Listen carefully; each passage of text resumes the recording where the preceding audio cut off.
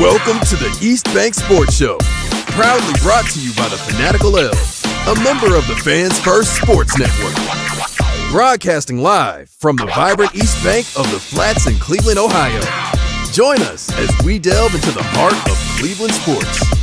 It's your hosts, Noah and Matt. Cleveland, let me talk to you. Welcome back into the East Bank Sports Show. Can you tell I'm excited for SummerSlam this week? Got my belt on, Cleveland 316 Stone Cold shirt. Matt, how we doing, man? Oh, I'm good. You know, change of scenery. Excited to be back home. Yeah, I bet you've had a busy couple weeks at work so far this week. So, last week, mind you. So I'm glad you're back home. I'm glad you're relaxing. I'm glad you're back in your element because we got some fun stuff to talk about today. We have some cool topics. You know, we can actually talk the NFL a little bit. The preseason has started. And let's get right into it. Let's go into the named topic of the day. What are your thoughts on the Browns thus far this preseason, Matt? I want you to go ahead and take it from here. Tell me what you're thinking, what you've seen from Greenbrier with Mary Kate tweeting and everything like that as the Browns look to go on this revenge tour after losing in the first round of the playoffs. Go ahead, man. I mean, I think I speak for, you know, all sports fans when I say, and first off, I'm just excited football's back. You know, I'm getting new football tweets in my feed, new videos from camps coming out. I just love it. You know, it's always great. It's a great time of year to see those first videos from training camp coming out. So, I mean, number one, I'm just excited that it's back. But, you know, talking specifically about the Browns, I mean, I think the viral video we've had so far of Jameis and Vrabel racing during their warm-ups, I think that's hilarious. And I just, kind of getting a little deeper into that, I love, the vibe and the way this team is, you know, carrying itself into this year. I don't know, I've always kind of been big on the feeling of a team. I don't know, I always just feel a certain way about a team coming into a year, and it tends to follow that. I felt like the Guards were going to have a pretty good year. I really like the team. They're having a pretty good year, you know, and I really like the way this team is carrying its energy into camp. It looks like they're having fun, but it also looks like they know why they're there. They're there for a reason. They know what they need to go do. So what you're saying is we should all just listen to Matt's gut feeling and start placing sports bets on them. That's what I took out of what you just said. If you have a good feeling about the vibe around the team, that's where we should go in terms of the dollars and the confidence levels, right? Yeah, I mean, absolutely. I don't see why not. My history as a sports bettor is perfectly, 100%. I don't miss. So, yeah. You were talking about the quarterback room, man. Mike Vrabel and Jameis Winston doing the sprints for the warm-up drill. You know, every clip I've seen from Deshaun Watson, granted, we're not in pads and we're not, we're still very early in this thing. Boy, he's looked damn good, though. It was, I believe, 29 for 30 on the compilation. I think Cam Justice tweeted it out that she put out. I mean, he's throwing good balls. He looks completely healthy compared to, everything that happened with us last year, which makes me go into my second point. Injuries scare me because of last season. You know, both tackles are still out right now. Obviously, we knew Chubb was going to be out, so I'm not worried about that. But even role players, D'Anthony Bell, then you have Greg Newsome, Tomlinson. There's so many players that contribute to this team on a week in and week out basis, whether it be as a starter, special teams, rotational player, whatever. They're already starting out on the IR, not the IR. It's the, I forget what it's called right now. And it just makes me really, really nervous because of last season. What about you, Matt? I mean, yeah, I am kind of nervous, but most of these injury timetables and what, the Browns staff has said is basically in track with where we expected it to be. Obviously we knew Nick Chubb was questionable week 1. It's all but confirmed he won't be playing now. The tackles are a little scary. We were hoping to have them, on the field doing some drills and stuff. Wait. Because my third point is Nick Chubb is going to play week 1. But I'll let you continue, and I'll elaborate further in a moment. But go ahead. Oh, buddy. Yeah, I'm sipping the Anyway, Kool-Aid right now. Let's go. Come on. Yeah, I mean, it's all kind of where we expected. I'm not super worried. I think it's more of a, hey, we're going to start designating all these guys and give them the first week or two off, let them come in, hang out with our medical staff. We're not putting them on the field, and just make sure they're good to go, ready to roll and in shape for once we can start going pads and all that stuff. And I do want to, I want to start this train back up again because it has not died off yet, Noah. He went 29 for 30 in no pads, throwing on air. Cool, great. Right. An NFL caliber quarterback can do that. Right. Awesome. That's right. That's cool. Hey, I'm with you 100%. I know I was the one that mentioned it, but I'm also sipping the Kool-Aid. I'm just happy football's back. And speaking about sipping the Kool-Aid, man, the best in the world, best running back of all time. Not of all time, you know what I'm saying? I think he's going to play week 1. Did you see that video of him squatting casually? 500 pounds, 8 months out of surgery. I'm not saying Nick Chubb's coming back, taking 20 carries, having 100 yards, and playing a full game, but I think there's a chance we get a little bit of running back by committee with him getting 5-10 carries. Let's let him warm into it as opposed to leaving him on the bench. It seems like that's what he wants to do. He's in good spirits. He's at training camp every day.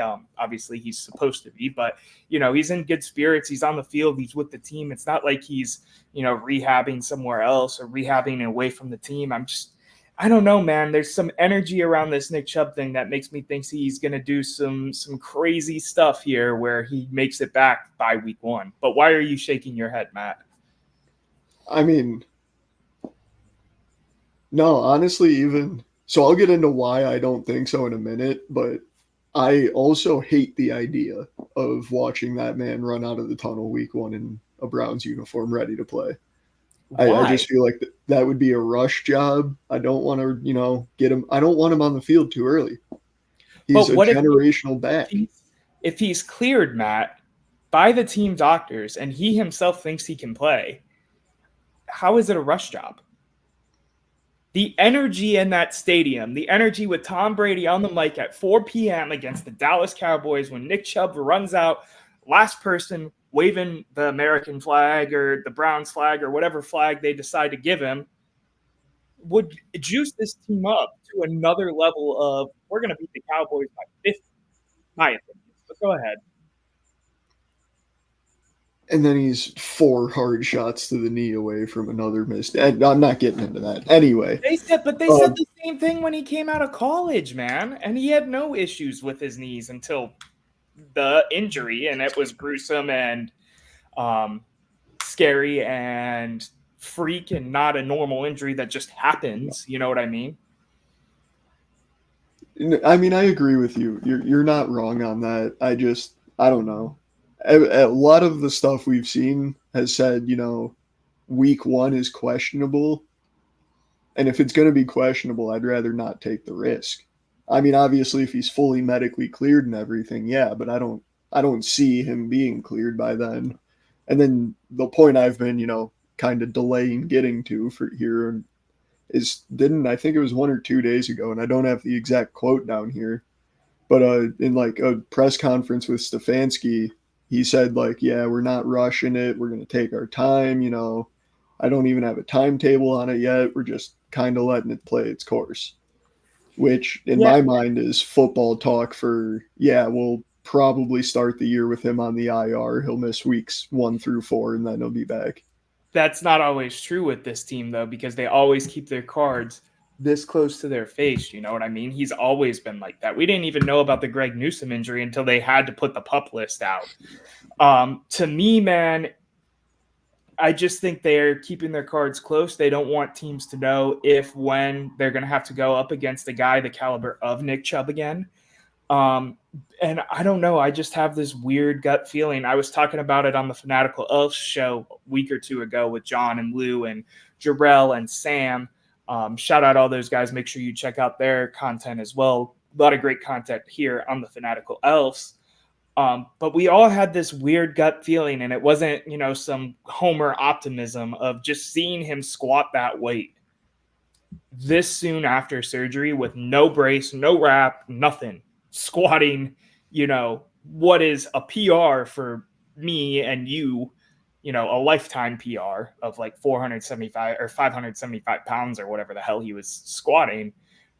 It just gives me this weird feeling, man, that he's gonna do the thing. You know what I mean? He's gonna come back. But that's just me. Matt, what other outtakes do you have coming from Greenbrier with the Browns being down in West Virginia right now?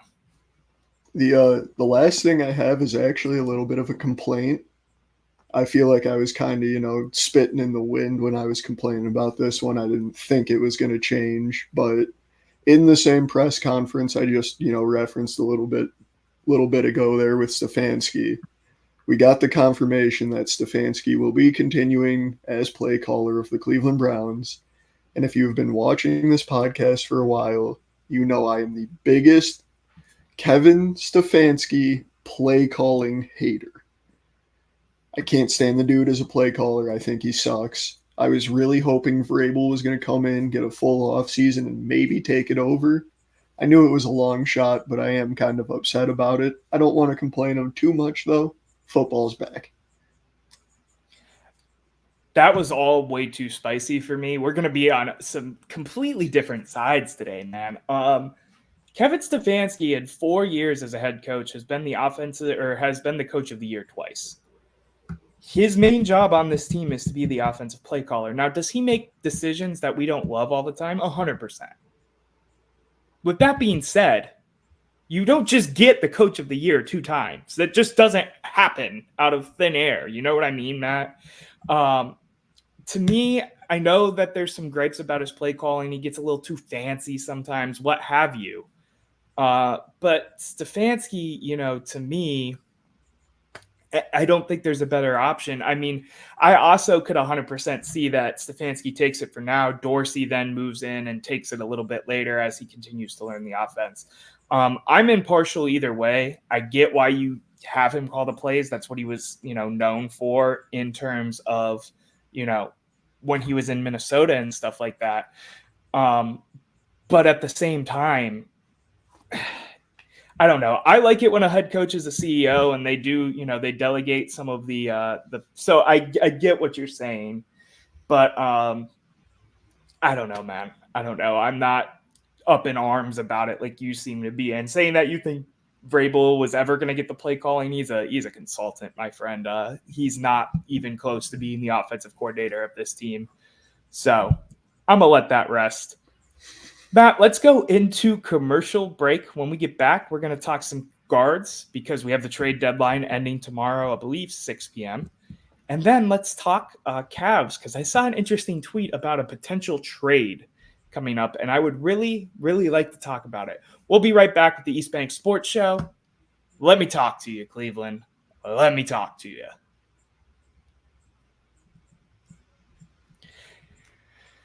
And we're back with the East Bank Sports Show, here with my boy Matt. Make sure you do us the big favor of hitting like, comment, subscribing on our YouTube. Make sure you follow and comment on the Fanatical Elves YouTube channels as well. Helps us grow this entire brand we got going on here, especially with the East Bank Sports Show. Make sure you check us out on TikTok and Instagram. We have an account both there. You get to see clips from the show. Sometimes we post some other stuff, but, I always would post a parlay during NFL season, so I'm really excited to get back into that because none of you guys want to see my sports bets for the MLB right now. It's like a shot in the dark and then some. But that being said, Matt, Guardians won the series against the Phillies. They're up right now as we speak against Detroit. With the trade deadline 24 hours away, basically. We'll just leave it at 24 hours away. It's 7:15. We're a little less than 24 hours. What do we need to do? What do we need to see? This team has been very up and down, and then they go beat the best team in baseball, record-wise right now in a series. What are you thinking, Matt? The foundation is there for the run, and I'm starting to get really excited. I've thought for the last 2 weeks, we're going to get to the All-Star break. We went through that little, cold streak right before the break. It was rough getting there. and we come out of the break and we take the series against the Phillies. Right.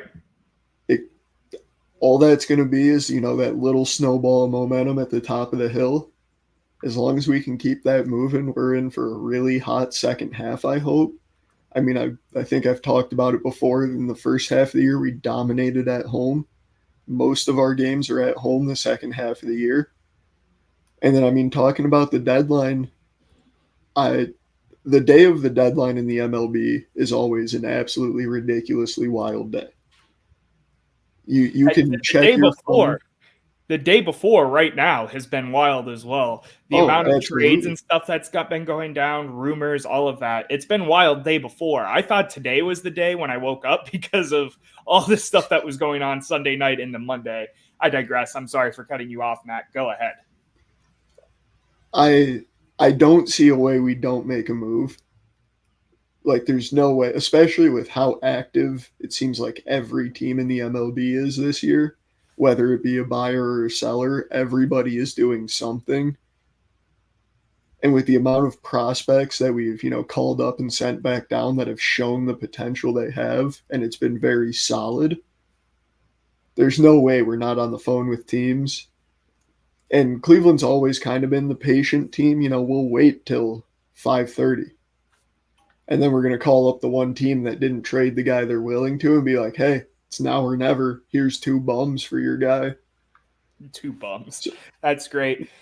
I agree. I think all of Cleveland and every Cleveland baseball fan agrees that we need to be making some trades. We need starting pitching help. We maybe need another bat, what have you. There's something that makes me nervous, though, and I'm going to pull this tweet up, and I know he played yesterday. But we called up our number 10 prospect, a pitcher, and he pitched. He let up 3 runs. He didn't look fantastic yesterday. I'm going to pull up his stats as well. Joey Cantillo. How do you say his last name, Matt? Help me out. I believe it's Cantillo. Cantillo. In 2024, his minor league stats, he was posting a 4 ERA, 1 win on 2 losses, 30 innings pitched. His career, he was 25 for 18, 3 ERA, 392 innings pitched. So, the talent's there. You're not the number 10 prospect in a system by a stroke of luck. It just makes me nervous because he goes out there and he has his first game and his ERA was 8.1 and he pitched 3 innings and he only threw 3 strikeouts. It just makes me nervous, that we called him up too early and we're hoping he was our fix for this whole pitching situation so we didn't have to trade anybody. And 2, I'm afraid that they're not going to trade for anybody because they have faith that, we could just call up this prospect and he'll be the the cure to all our problems in the starting pitching rotation. It makes me really nervous. What do you think about that, Matt? I think we were definitely hopeful he'd go out and, give us 7 innings of 2-hit baseball. But I don't think, all our chips were in the bag on him. I think that definitely was a move that was made in relation to the trade deadline, if that makes sense. Like, I think we only did that when we did because we wanted to know what he was going to at least get, 1 game out there to kind of get a feel for him in the show before the deadline. Obviously, he didn't have a phenomenal day. He didn't really have a good day at all. So I think that, still kept our mindset, or at least should have kept our mindset in we need to go get someone. Maybe he finishes out the year in our rotation. If we trade for somebody, almost definitely not. He'll go back down, get another year to develop. Like you said, he's the number 10 prospect. He's clearly got the potential and the talent. But like you kind of brought up there, I think it was way too soon, and it was more of a shot in the dark to have to avoid shipping out some young guys. Yeah, that's fair. I'm just nervous because of this front office being very cheap. And, we have played some great baseball. We've made it to the World Series, just basically relying and sticking to our guns. I don't know, man. I really hope we see a move sooner rather than later. I know everybody on social media is begging to see a move from this Cleveland front office. I am myself, Matt. I know you are. At this point, it's time to go. This morning, though, you told me when I was sending in the topics and we were talking about how the show was going to be structured, you told me that you thought they weren't going to make a move. Was that more so a joke, or are you at a change of heart? What are you at now? Honestly, that was more so like when I sent that, I was thinking in like the context of that meme of like the blob, poking the other blob on the ground. Come on, do something type meme. Yeah. Like that's kind of what I was thinking is like, man, like every other team is, it seems like firing off an 8-player trade that I saw go through earlier today, or, every other team is getting involved somewhere, and we're just sitting here watching the fireworks go by. Oh, hey, look at that trade. Oh, hey, look at that one. I'd like to see us get in one here. Yeah, I'm with you. Same thing, and honestly, a good transition to the Cleveland Cavaliers. The Cleveland Cavaliers have done absolutely nothing other than make a selection in the draft ever since they extended Donovan Mitchell and Evan Mobley. They've done nothing in terms of trying to retool the team, make it better, worse, whatever. So this tweet came out today, and this article about a sign and trade potential for Isaac Okoro. So I'm going to show it. The Cavs and the Nets have talked about a potential sign and trade featuring Isaac Okoro for Dorian Finney-Smith. Cleveland also expressed interest in Cam Johnson. Matt, I'm going to go in here for a quick second. We don't have to touch on this too long, but Dorian Finney-Smith is making $14 million a year, is averaging 8.5 points, 4.7 rebounds, 1.6 assists. He is a bigger forward. That's kind of the appeal here. I just don't think he's a better player than Isaac Okoro, and Isaac Okoro is drastically younger. Dorian Finney-Smith is like 34. Now, Cam Johnson, I don't mind. I think he'd be a good fit. We've talked about him a couple times on the show already. So if it was for both of them for Isaac Okoro, I'm all the way in. But Matt, I know you did some background research. You kind of looked into this. What did you think about the potential for this straight up swap? If it was kind of what you were hitting on there, a 1-for-1, no way. We have to be getting something extra back out of that. Whether it be, ideally, like you were just saying, if we could get both Cam and Finney, it would be ideal. I would like that. I don't think that would be a horrible move. But a straight up swap would just be horrible. I kind of agree with you on that it would just be a downgrade and hurting our average age of roster. Like it doesn't make a lot of sense, and I don't think I'd be super happy with it personally. Yeah, no, me either. I mean, I was looking at the stats. Okoro has more points. The secondary stats, rebounds and assists, they are both about 2. Finney-Smith has more rebounds. Again, plays for like a power forward, as Okoro is more of a 2-guard, 3-forward type of player. I just really, really, really hope they don't do this straight up, because I'm going to be pissed if that is the only move that we make in this whole offseason, because, people were talking about trading members of the core 4 and moving forward with, some other people. It just, to me, I'd rather just keep it at that point if this is the only move we can make in free agency. Matt, anything else, Cavs, you want to touch on before we go into final thoughts and takes? I don't think so. It's kind of been a quiet run in the NBA for the last little bit. Yeah, I know. Well, almost everybody that's worth a damn is over in Paris right now, lighting up the basketball court. It's been fun to watch them. And speaking of Paris, let's go into final thoughts and takes. Matt, what do you got cooking on your brain that we didn't get to touch on today? I'm sorry for I'm gonna start with this, and Noah's probably getting all tense over there because it's never good when I have to start with the apology. I'm sorry to anybody that I'm going to offend by this, and if we lose a viewer over it, I'm sorry. Breaking is the dumbest thing I've ever heard of and should not be an Olympic sport. Breaking. What breakdancing. Oh, why not? Everything should be an Olympic sport. It makes it more fun. When are we gonna get our invite to the podcasting Olympic competition? I'm ready to rep my country. I already got the title belt. I'm ready to put it on the line. I'm ready to go, man. I'm ready to go. It's just so dumb. It made me mad. Sorry, I didn't mean to cut you off. No, you're good. My final thought. You know, I typically come prepared for this one, but I'm gonna cop out because I can't remember the one I came up with at the gym earlier. If I'm being honest, boo me. I'm really excited for SummerSlam. There's a lot of festivities going on downtown here in Cleveland. My mom grew up a wrestling fan. I'm a wrestling fan. I call myself a closeted wrestling fan, but I've been really into it since WrestleMania this year. I'm really excited to go and see all the stuff that they got going on downtown for us. Real quick, drinking beer should be an Olympic sport. I'm cutting my wrestling stuff.